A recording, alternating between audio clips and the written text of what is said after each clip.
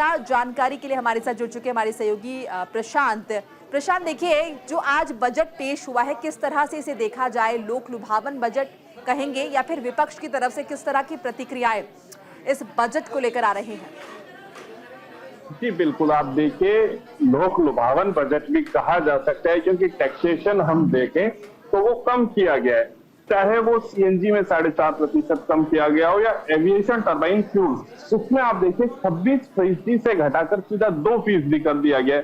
तो एक बहुत बड़ी राहत दी गई है। भाई स्टाम्प ड्यूटी भी आप देखिए 6% से घटा के 2% कर दी गई, 4% की छूट दी गई है। तो ऐसी कई नई छूटें, टूरिज्म की हम बात करें, चाहे वो धार्मिक पर्यटन हो, खाटू श्याम जी को 100 करोड़ रुपए देकर एक नया कॉरिडोर बनाना हो, आमेर में रोपवे होना हो, वहीं उसके अलावा हम देखें युवाओं पे बहुत फोकस किया गया है। 4 लाख नए रोजगार की बात की गई है। पेपर लीक का मुद्दा उठा कि उसमें सरकार ने जो कार्रवाई की वो लगातार जारी रहेगी। वहीं नल कनेक्शन की बात करें, साथ में बिजली कनेक्शन, तो 25 लाख नए नल कनेक्शन दिए जाएंगे, तो वहीं 2 लाख बिजली कनेक्शन, यानी कि नल और बिजली जो महत्वपूर्ण समस्या राजस्थान में मानी जाती है उसे दूर करने का प्रयास किया जा रहा है। वहीं सौर ऊर्जा, उसको लेकर काम किया जाएगा। वहीं एक महत्वपूर्ण चीज मैं आपको बताना चाहूं कि बाड़मेर, जो सीट राजस्थान में लोकसभा में भाजपा ने गंवा दी थी, उस पर एक महत्वपूर्ण फोकस किया गया है। वहां पेट्रोकेमिकल को लेकर नए कार्य किए जाएंगे, उसकी विशेष घोषणा बजट में हुई है। साथ में 2 एयरपोर्ट जिनकी काफी डिमांड थी, बाड़मेर जहां पे उतरलाई, उसका एयरपोर्ट विकसित करने के लिए जमीन आवंटन की बात आई है। वहीं कोटा, जहां से ओम बिड़ला आते हैं जो लोकसभा अध्यक्ष हैं, उस एयरपोर्ट के विकास के लिए और उसके डेवलपमेंट के लिए बात आई है। राजस्थान के मंत्रियों की हम बात करें तो शिक्षा मंत्री मदन दिलावर ने इस बजट को राजस्थान के विकास वाला बताया।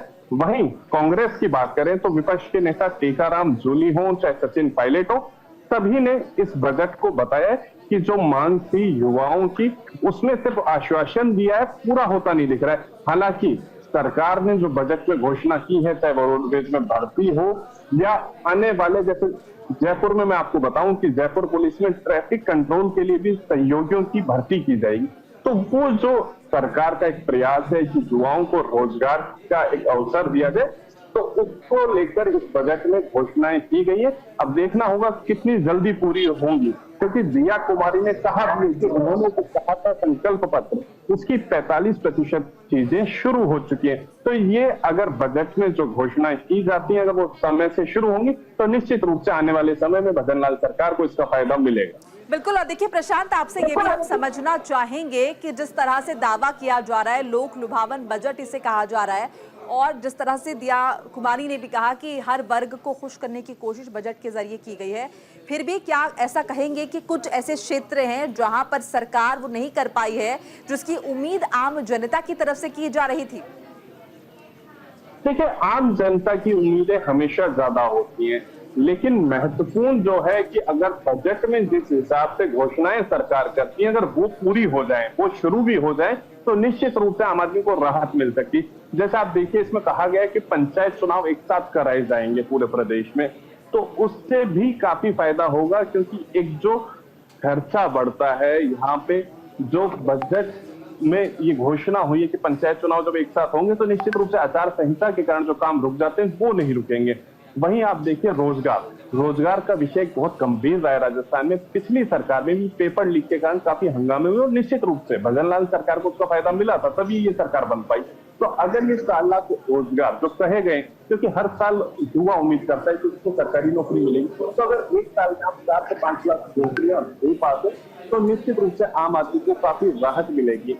पानी का संकट काफी बड़ा है राजस्थान में, हर गर्मियों में घोषणा की जाती है हर घर नल पहुंचाया जाएगा, जल दिया जाएगा, तो ये प्रमुख समस्या है। हालांकि उन पे घोषणाएं हुई है, लेकिन देखना है क्या वास्तव में वो धरातल पर उतर पाती है।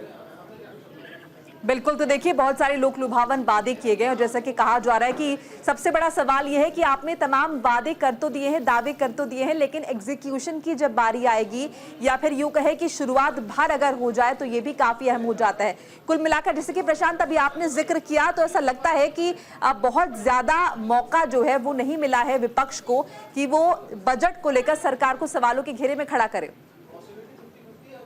जी बिल्कुल, देखिए इसमें आप उम्मीद कर रहे थे कि टैक्स की, तो निश्चित रूप से चाहे सीएनजी का हो, स्टैंप ड्यूटी का हो या सिविल एविएशन का जो फ्यूल हो, आप सब पे जब टैक्सेशन में कमी कर देते हैं तो एक आम जन को जब राहत मिलती है तो विपक्ष उसमें कुछ कह नहीं सकता है। रोजगार का वादा किया है, लेकिन देखना होगा क्या वो वादा पूरा होता है और क्या परीक्षाओं के लिए जो भर्तियों के लिए जो परीक्षाएं होंगी वो निर्विवाद रूप से हो पाएंगी, वो एक महत्वपूर्ण सवाल है। तो कहीं ना कहीं विपक्ष उनमें मुद्दे तलाश रहा है कि क्या बात की जाए, क्योंकि एयरपोर्ट का जैसे मुद्दा था वो एक सामने आ रहा है। ओम बिरला ने पिछले दिनों उसके लिए दिल्ली में सिविल एविएशन मिनिस्टर के साथ मीटिंग की थी, तो उम्मीद है कि जल्दी कोटा और बाड़मेर को हवाई सेवा से जोड़ा जाएगा।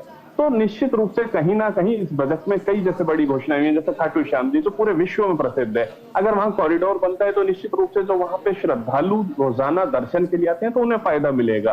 तो ऐसी काफी चीजें, जैसे टाइगर रिजर्व्स की बात करें, वहां पे ई व्हीकल चलाए जाने हैं। एनवायरमेंट के लिए आपने भर्ती की घोषणा की है, एनवायरमेंट डिपार्टमेंट के लिए, तो निश्चित रूप से एनवायरमेंट बैलेंस का आप प्रयास कर रहे हैं जो एक अच्छा कहा जाएगा। तो कहीं ना कहीं राजस्थान सरकार ने अपने इस बजट में जो घोषणाएं की वो सभी वर्गों के लिए की है, चाहे वो महिलाओं के लिए हो, चाहे SC ST के जो कर्मचारी हैं उनको सस्ते लोन की बात कही है। तो हर वर्ग को साधने का जो प्रयास किया है वो देखना होगा कि विपक्ष उसमें क्या कमियां निकाल पाता है। बिल्कुल, शुक्रिया तमाम जानकारी बातचीत के लिए।